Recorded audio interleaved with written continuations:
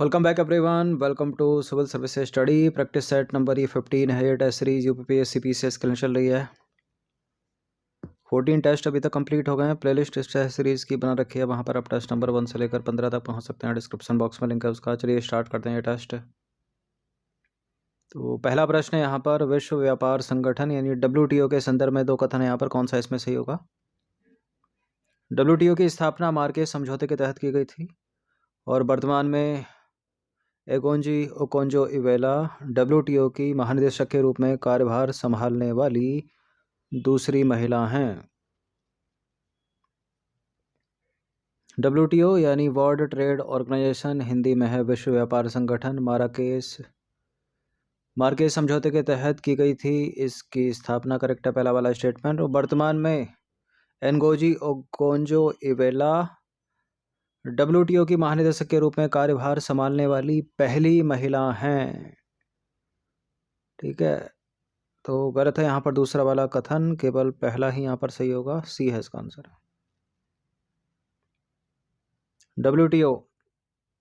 WTO को वर्ष 1947 में संपन्न हुए प्रशुल्क और व्यापार पर सामान्य समझौते के स्थान पर अपनाया गया था, यानी general agreement on tariffs and trade यानी गार्ट के स्थान पर अपनाया गया था।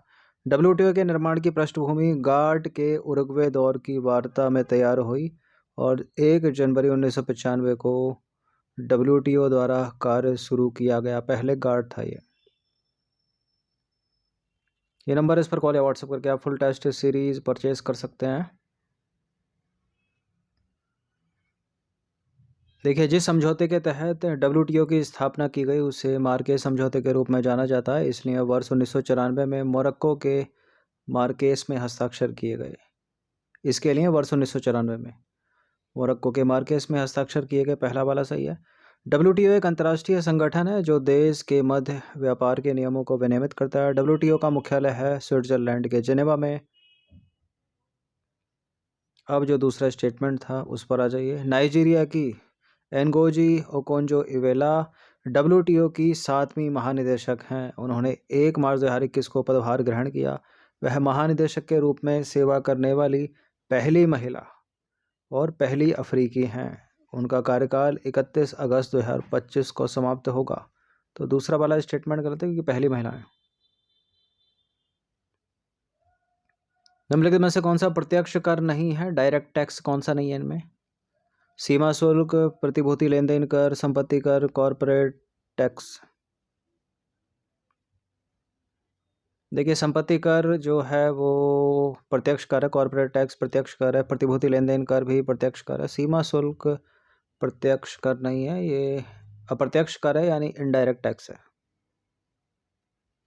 प्रत्यक्ष कर या डायरेक्ट टैक्स वे हैं जिनका भुगतान करदाता द्वारा सीधे सरकार को किया जाता है। इसे सरकार द्वारा सीधे लोगों और संगठनों पर लगाया जाता है। फॉर एग्जाम्पल, आयकर, कॉरपोरेट कर, संपत्ति कर, प्रतिभूति लेन देन कर, वस्तु लेन देन कर और न्यूनतम वैकल्पिक कर, ये सारे के सारे डायरेक्ट टैक्स हैं यानी प्रत्यक्ष कर हैं। अप्रत्यक्ष कर पर आ जाइए। यह सरकार द्वारा वस्तुओं और सेवाओं पर लगाया जाने वाला कर है, न कि किसी व्यक्ति की आय, लाभ या राजस्व पर।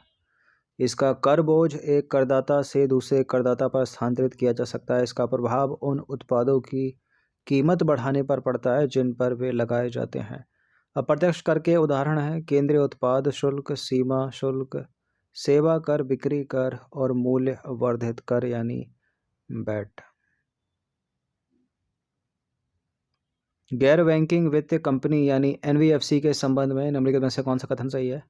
यह मांग जमा स्वीकार नहीं कर सकती, यह भुगतान और निपटान प्रणाली का हिस्सा नहीं है। NBFC के जमाकर्ताओं के लिए जमा बीमा सुविधा उपलब्ध नहीं है। NBFC से रिलेटेड तीनों के तीनों कथन सही हैं, तो डी है इसका आंसर, उपरोक्त सभी। गैर बैंकिंग वित्तीय कंपनी यानी NBFC कंपनी अधिनियम 1956 के तहत पंजीकृत एक कंपनी है। यह ऋण और अग्रिम सरकार या स्थानीय प्राधिकरण या अन्य विपणन योग्य प्रतिभूतियों द्वारा जारी शेयरों, स्टॉक, बॉन्ड, डिबेंचर प्रतिभूतियों के अधिग्रहण के व्यवसाय में संलग्न रहती हैं। यह ऋण देते हैं और निवेश करते हैं, इसलिए उनकी गतिविधियां बैंकों के समान है। हालांकि इसमें कुछ अंतर है जो नीचे दिया गया है। क्या क्या? यह मांग जमा स्वीकार नहीं कर सकती, ठीक है। यह भुगतान और निपटान प्रणाली का हिस्सा नहीं है और स्वयं आहरहित चेक जारी नहीं कर सकती। और क्या क्या? बैंकों के विपरीत जमा बीमा सुविधा, जमा बीमा और क्रेडिट गारंटी निगम एनबीएफसी जमाकर्ताओं के लिए उपलब्ध नहीं है। कल भी प्रश्न था सीआरआर के ऊपर, कैश रिजर्व रेशियो, हिंदी में नगद आरक्षित अनुपात या आरक्षित नगदी निधि अनुपात के संबंध में कौन सा एक गलत है इनमें से? इसकी गणना निवल मांग और मियादी देयताओं के आधार पर दैनिक रूप से की जाती है। इसे भारतीय प्रतिभूति और विनिमय बोर्ड अधिनियम 1992 के तहत परिभाषित किया गया है। इसे केवल नगद रूप में रखा जाता है। इसकी कोई न्यूनतम और अधिकतम सीमा नहीं है सीआरआर की। सीआरआर है यानी कैश रिजर्व रेशियो। जितने भी कमर्शियल बैंक हैं, वाणिज्यिक बैंक हैं, जिनमें आपका पैसा जमा रहता है, वो अपनी पूंजी का कुछ प्रतिशत हिस्सा भारतीय रिजर्व बैंक के पास उनको गिरवी रखना पड़ता है, ठीक है, या रखना पड़ता है, उसी को बोलते हैं सीआरआर।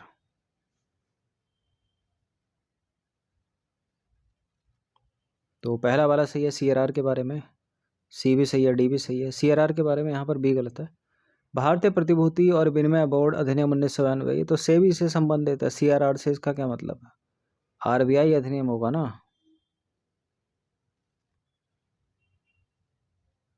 तो बी वाला गलत है। आरक्षित नकदी अनुपात सीआरआर, आरक्षित नकदी निधि अनुपात या कैश रिजर्व रेशियो, यह वह औसत दैनिक शेष है जिसे एक अनुसूचित वाणिज्यिक बैंक को भारतीय रिजर्व बैंक के पास बनाए रखना आवश्यक है। आरक्षित प्रतिशत समय समय पर बदलता रहता है और मौद्रिक नीति समिति द्वारा तय किया जाता है। वर्तमान में सीआरआर दर कितनी है? 4.5% है और इसे भारतीय रिजर्व बैंक अधिनियम 1934 की धारा 42(1) के तहत परिभाषित किया गया है, न कि सेबी अधिनियम के तहत। इसकी गणना निवल और मियादी देयताएं के आधार पर प्रतिदिन की जाती है। इसको केवल नगद रूप में आरक्षित किया जाता है। सीआरआर राशि पर आरबीआई द्वारा कोई ब्याज भुगतान नहीं दिया जाता, ठीक है। जो पैसा कमर्शियल बैंक आरबीआई के पास रखते हैं उस पर कोई ब्याज का भुगतान, ठीक है, कोई इंटरेस्ट नहीं मिलता उसको वापस, बस रखना पड़ता है साख बनाने के लिए। देखिए, इसकी कोई न्यूनतम और अधिकतम सीमा नहीं है सीआरआर की। आरबीआई चाहे तो अधिकतम सीमा 100% और न्यूनतम सीमा 0% कर सकती है। क्वेश्चन नंबर 5 पर आ जाइए। भारत के आर्थिक सर्वेक्षण के बारे में निम्नलिखित में से कौन सा कथन सही है? आर्थिक सर्वेक्षण इंग्लिश में इकोनॉमिक सर्वे, इसे पहली बार वित्तीय वर्ष 1950 से 51 में जारी किया गया था। यह आर्थिक कार्य विभाग द्वारा तैयार किया जाता है। बिल्कुल, इकोनॉमिक सर्वे को आर्थिक कार्य विभाग द्वारा तैयार किया जाता है। पहली बार 1950 से 51 में जारी किया गया था। करेक्ट है, दोनों के दोनों सी है इसका आंसर। भारत का आर्थिक सर्वेक्षण इकोनॉमिक सर्वे, यह वित्त मंत्रालय द्वारा जारी एक वार्षिक दस्तावेज है। इसे आमतौर पर केंद्रीय बजट से एक दिन पहले संसद में पेश किया जाता है और इसे मुख्य आर्थिक सलाहकार के मार्गदर्शन में आर्थिक कार्य विभाग के अर्थशास्त्र विभाग द्वारा तैयार किया जाता है। पहला आर्थिक सर्वेक्षण वर्ष 1950 से 51 में प्रस्तुत किया गया था और यह सकल घरेलू उत्पाद, मुद्रास्फीति, रोजगार और व्यापार पर डेटा सहित भारतीय अर्थव्यवस्था की वर्तमान स्थिति भी प्रस्तुत करता है। मात्रात्मक सुलभता का संबंध है किससे? कार्बन टैक्स से, संपत्ति प्रबंधन से, तरलता संकट प्रबंधन से या व्यक्तिगत आयकर से? मात्रात्मक सुलभता का संबंध है तरलता संकट प्रबंधन से। ऑप्शन नंबर बी है इसका आंसर। मात्रात्मक सुलभता तरलता संकट प्रबंधन के लिए यह केंद्रीय बैंक द्वारा एक अल्पकालिक उपाय है। मात्रात्मक सुलभता शब्द किसी अर्थव्यवस्था को प्रोत्साहित करने के लिए इस्तेमाल की जाने वाली मौद्रिक सुलभता के एक अपरंपरागत रूप का वर्णन करता है। तो ऑप्शन नंबर बी सही है।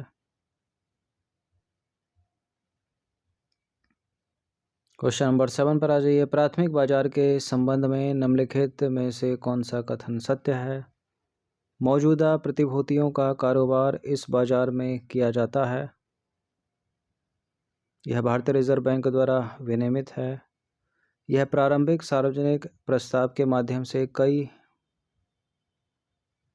प्रतिभूतियां जारी करने की अनुमति देता है। प्रतिभूतियों की कीमत बाजार तंत्र द्वारा निर्धारित की जाती है। कौन सा सत्य है प्राथमिक बाजार के संबंध में? केवल एक ही सत्य है, 3 गलत होंगे यहाँ पर।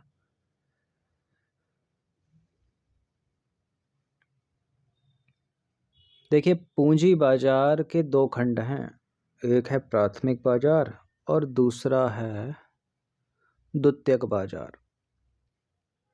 प्राथमिक बाजार और द्वितीयक बाजार दोनों को विनियमित किया जाता है सेबी के द्वारा, ना कि आरबीआई के द्वारा, तो ये गलत है।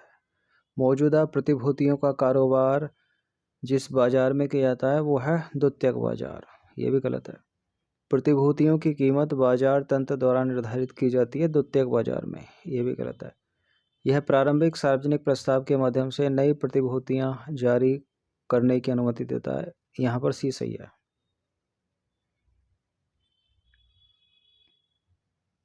चूँकि सी सही है प्राथमिक बाजार के संबंध में। पूंजी बाजार में 2 अलग अलग खंड शामिल हैं, प्राथमिक बाजार और द्वितीयक बाजार। मौजूदा प्रतिभूतियों का कारोबार द्वितीयक बाजार में किया जाता है। प्राथमिक और द्वितीयक दोनों बाजारों को सेबी द्वारा विनियमित किया जाता है, ना कि आरबीआई के द्वारा। द्वितीयक बाजार में प्रतिभूतियों की कीमत बाजार तंत्र द्वारा निर्धारित की जाती है। ठीक है, ये जितने भी शेयर मार्केट चल रहे हैं, मतलब भारत में जो शेयर मार्केट है एनएसई बीएसई, उस पर नियंत्रण किसका है? सेबी का है, आरबीआई का नहीं है। जितनी ये ऐप्स हैं या ब्रोकर्स हैं जो इसको, जिनके माध्यम से मार्केट में पैसा लगाया जाता है, वो भी सब सेबी के कंट्रोल में, ना कि आरबीआई के। क्वेश्चन नंबर 8 पर आ जाइए। भारतीय प्रतिभूति आयोग का गठन किया गया था कब? भारतीय प्रतिस्पर्धा आयोग का गठन किया गया था। भारतीय प्रतिस्पर्धा आयोग का गठन किया गया था वर्ष 2009 में। ऑप्शन नंबर बी है इसका आंसर। भारतीय प्रतिस्पर्धा आयोग जो है, यह भारत सरकार का एक सांविधिक निकाय है जो प्रतिस्पर्धा अधिनियम 2002 को लागू करने के लिए जिम्मेदार है। इसका गठन मार्च 2009 में किया गया, तो बी करेक्ट हो गया। इसमें एक अध्यक्ष और 6 सदस्य होते हैं जिन्हें केंद्र सरकार द्वारा नियुक्त किया जाता है। आयोग एक अर्ध न्यायिक निकाय है जो वैधानिक अधिकारियों को राय देता है और अन्य मामलों से भी निपटता है।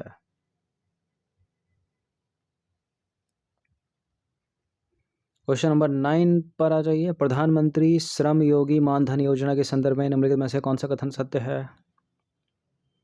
इसे अप्रैल 2021 में लॉन्च किया गया था। 18 से 40 वर्ष की आयु के वे श्रमिक जिनकी मासिक आय 15,000 रुपये से कम है इस योजना में शामिल हो सकते हैं। प्रधानमंत्री श्रम योगी मानधन योजना, देखिए 2021 में तो कोरोना चल रहा था, तो कोरोना में तो कहाँ ही लॉन्च होगी। गलत है पहला वाला, दूसरा वाला केवल सही है यहाँ पर, ये सही है। प्रधानमंत्री श्रम योगी मानधन योजना को मार्च 2019 में लॉन्च किया गया था, तो पहला वाला गलत है।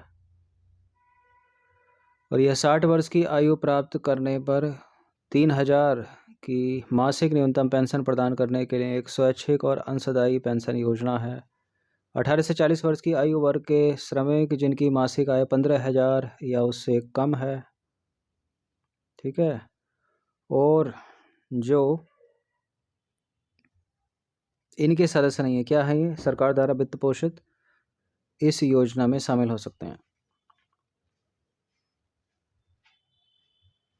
क्वेश्चन नंबर 10 पर आ जाइए। श्रम सुविधा पोर्टल के संदर्भ में निम्नलिखित में से कौन सा कथन सही है? यह पोर्टल भारत सरकार द्वारा अक्टूबर 2014 में लॉन्च किया गया था और यह श्रम एवं रोजगार मंत्रालय के अंतर्गत आता है। श्रम सुविधा पोर्टल,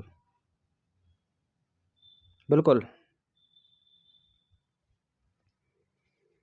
श्रम सुविधा पोर्टल, यह पोर्टल भारत सरकार द्वारा अक्टूबर 2014 में लॉन्च किया गया था और यह श्रम एवं रोजगार मंत्रालय के अंतर्गत आता है। पोर्टल की मुख्य विशेषताएं हैं जो ये हैं।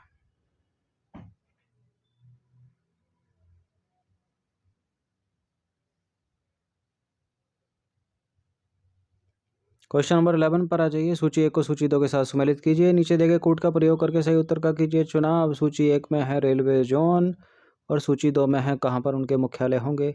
मध्य रेलवे का कहाँ, पूर्वी रेलवे का कहाँ, उत्तर रेलवे का कहाँ, पश्चिम मध्य रेलवे का कहाँ पर। ये है कूट नीचे।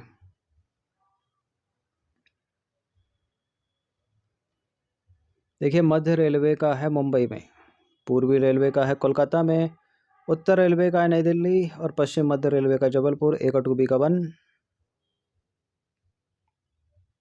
किस में है? ए का टू बी का 1, ए का टू बी का 1, सी का 4, डी का 3। रेलवे जोन मुख्यालय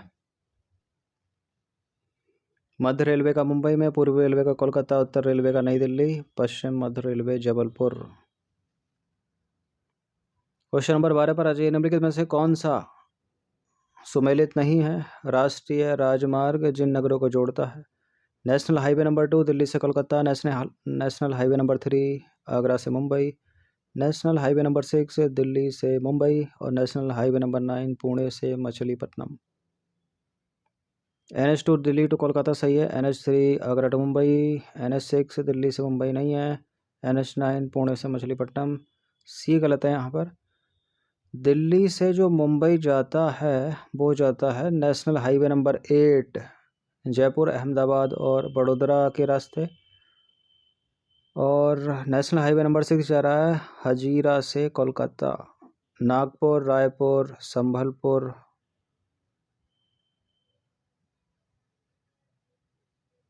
और धुले होते हुए।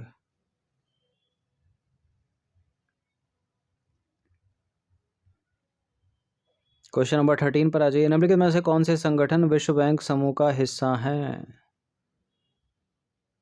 अंतर्राष्ट्रीय विकास संघ, निवेश विवादों के निपटान के लिए अंतर्राष्ट्रीय केंद्र, बहुपक्षीय निवेश गारंटी एजेंसी, अंतर्राष्ट्रीय वित्त निगम। IDA, ICSID, मिगा, IFC, ये चारों के चारों जो हैं वो विश्व बैंक समूह का हिस्सा हैं। तो इसका आंसर हो जाएगा ऑप्शन नंबर बी 1 2 3 4। ठीक है, इनको शॉर्ट में याद रखिए तो याद हो जाता है। मिगा, IFC, IDA, ICSID। देखिए, विश्व बैंक की बात करें तो यह वर्ष 1944 में स्थापित एक बहुपक्षीय संस्था है। इसमें 2 संस्थान हैं, पुनर्निर्माण और विकास के लिए अंतर्राष्ट्रीय बैंक यानी IBRD और अंतर्राष्ट्रीय विकास संघ यानी IDA। अब ये जो पहला वाला है, पुनर्निर्माण और विकास बैंक के लिए अंतर्राष्ट्रीय बैंक IBRD, पुनर्निर्माण और विकास के लिए अंतर्राष्ट्रीय बैंक IBRD। IBRD में 189 सदस्य हैं और IDA में 173 सदस्य देश हैं। इसके 2 लक्ष्य हैं, अत्यधिक गरीबी को समाप्त करना और सतत तरीके से साझा समृद्धि को बढ़ावा देना। विश्व बैंक के सदस्य देशों का प्रतिनिधित्व एक बोर्ड ऑफ गवर्नर्स द्वारा किया जाता है जो विश्व बैंक में अंतिम नीति निर्माता हैं। यह विश्व बैंक समूह से भिन्न है। विश्व बैंक समूह में IBRD और IDA के साथ 3 और संस्थाएं शामिल हैं जो हैं IFC यानी अंतर्राष्ट्रीय वित्त निगम, मिगा बहुपक्षीय निवेश गारंटी एजेंसी और ICSID निवेश विवादों के निपटान के लिए अंतर्राष्ट्रीय केंद्र। तो सारे के सारे ही हैं ये। ठीक है, विश्व बैंक समूह में शामिल ये तीनों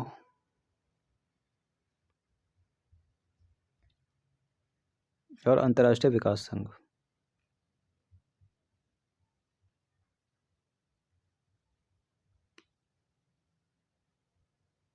क्वेश्चन नंबर 14 पर आ जाइए। विश्व आर्थिक मंच का मुख्यालय कहाँ पर है? World economic forum, world economic forum Switzerland के जेनेवा में। देखिए, विश्व आर्थिक मंच जो है यह वर्ष 1971 में स्थापित एक गैर लाभकारी स्विस फाउंडेशन है। इसका मुख्यालय स्विट्जरलैंड के जेनेवा में स्थित है, तो ये करेक्ट हो गया। वर्ल्ड इकोनॉमिक फोरम द्वारा प्रकाशित कुछ प्रमुख रिपोर्ट हैं, इनको याद रखिएगा। वैश्विक प्रतिस्पर्धात्मकता रिपोर्ट, वैश्विक IT रिपोर्ट, वैश्विक लैंगिक अंतराल रिपोर्ट इम्पोर्टेंट है, वैश्विक जोखिम रिपोर्ट, वैश्विक यात्रा और पर्यटन रिपोर्ट। ये कौन सी रिपोर्ट कौन निकालता है, ये पूछ लेते हैं एग्जाम्स में। क्वेश्चन नंबर 15 पर आ जाइए। उत्तर प्रदेश में एक मेडिकल डिवाइस पार्क विकसित किया जा रहा है, कहाँ पर? ग्रेटर नोएडा में विकसित किया जा रहा है, सी है इसका आंसर।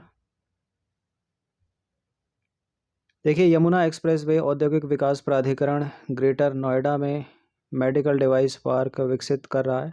यह कैंसर देखभाल के लिए गामा विकिरण सुविधा सहित अत्याधुनिक सुविधाओं से सुसज्जित है, तो सी है इसका आंसर। मुख्यमंत्री कन्या सुमंगला योजना के संदर्भ में दो कथन है। इसे अक्टूबर 2020 में प्रारंभ किया गया था और इसके तहत लाभार्थी के लिए अनुदान अप्रैल 2024 से 25,000 रुपये कर दिया गया है। मुख्यमंत्री कन्या सुमंगला योजना अक्टूबर 2019 की है, ये 20 की नहीं है, गलत है पहला वाला स्टेटमेंट। और दूसरा वाला सही है। लाभार्थी के लिए जो अनुदान है वो 15,000 रुपये से बढ़ाकर अप्रैल 2024 से 25,000 रुपये कर दिया गया है, सी है इसका आंसर।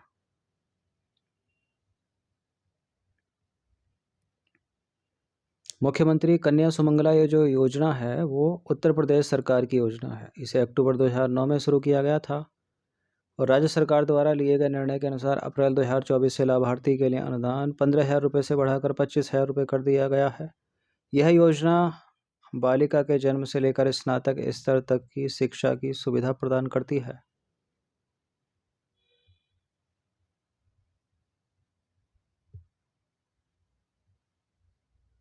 और इस योजना का लाभ उठाने के लिए व्यक्ति को उत्तर प्रदेश का निवासी होना चाहिए और उसके पास स्थायी निवास प्रमाण पत्र होना चाहिए। साथ ही जिन लोगों की आय 3 लाख रुपए से अधिक नहीं है वो इस योजना के पात्र हैं।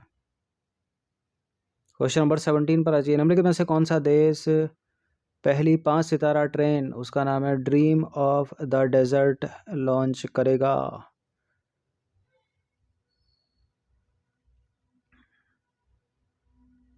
कौन लॉन्च करेगा dream of the desert train? Saudi Arabia, option number C.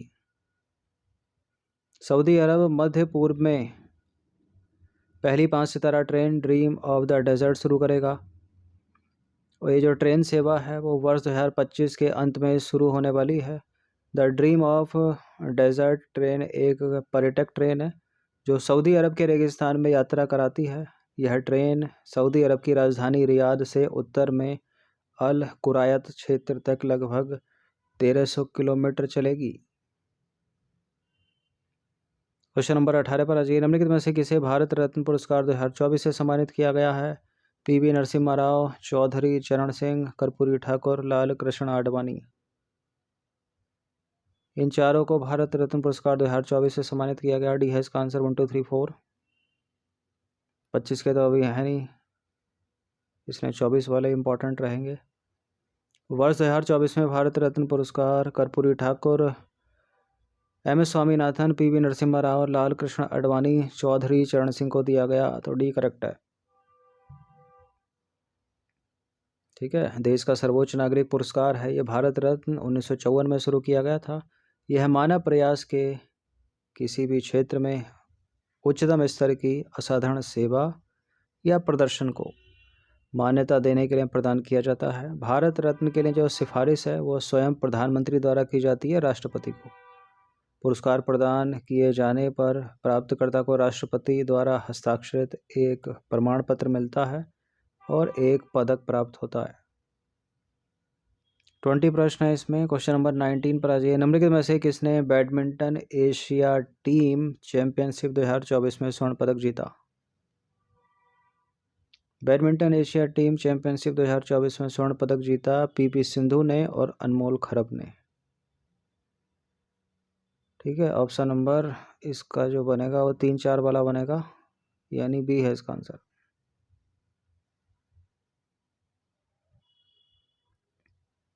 Badminton Asia team championship 2024 में पीवी सिंधु और अनमोल खरब ने स्वर्ण पदक जीता। यह चैंपियनशिप 13 से 18 फरवरी तक शाह आलम मलेशिया में आयोजित की गई थी। क्वेश्चन नंबर 20 अंतिम प्रश्न है। निम्नलिखित में से कौन राज्य की परिभाषा के अंतर्गत आते हैं? केंद्र और राज्यों के विधायी अंग, सभी स्थानीय प्राधिकरण, सांविधिक प्राधिकरण, गैर सांविधिक प्राधिकरण। राज्य की परिभाषा के अंतर्गत आते हैं केंद्र और राज्यों के विधायी अंग, सभी स्थानीय प्राधिकरण, सांविधिक प्राधिकरण, गैर सांविधिक प्राधिकरण, सारे के सारे ही हैं ये। 1 2 3 4 डी है इसका आंसर। राज्य शब्द का प्रयोग मौलिक अधिकारों से संबंधित विभिन्न प्रावधानों में किया गया है। अनुच्छेद 12 संविधान के भाग 3 के प्रयोजनों के लिए राज्य शब्द को परिभाषित करता है। इसके अनुसार राज्य में निम्नलिखित शामिल हैं। क्या क्या शामिल है राज्य में? भारत की सरकार और संसद यानी केंद्र सरकार के कार्यकारी और विधायी अंग, राज्यों की सरकार और विधायिका यानी राज्य सरकार के कार्यकारी और विधायी अंग, सभी स्थानीय प्राधिकरण अर्थात नगरपालिकाएं, पंचायतें, जिला बोर्ड, सुधार ट्रस्ट आदि, अन्य सभी प्राधिकरण अर्थात सांविधिक या गैर सांविधिक प्राधिकरण जैसे कि LIC, ONGC, सेल आदि। तो सारे के सारे 1 2 3 4। तो 20 प्रश्न थे, इनकी प्रैक्टिस कर लीजिएगा। प्रश्न RO का जो एग्ज़ाम होगा मार्च में उसमें भी हेल्पफुल होंगे। ये नंबर इस पर कॉल या व्हाट्सएप करके आप फुल टेस्ट PDF सीरीज़ प्राप्त कर सकते हैं। पेड टेलीग्राम ग्रुप से जुड़ सकते हैं।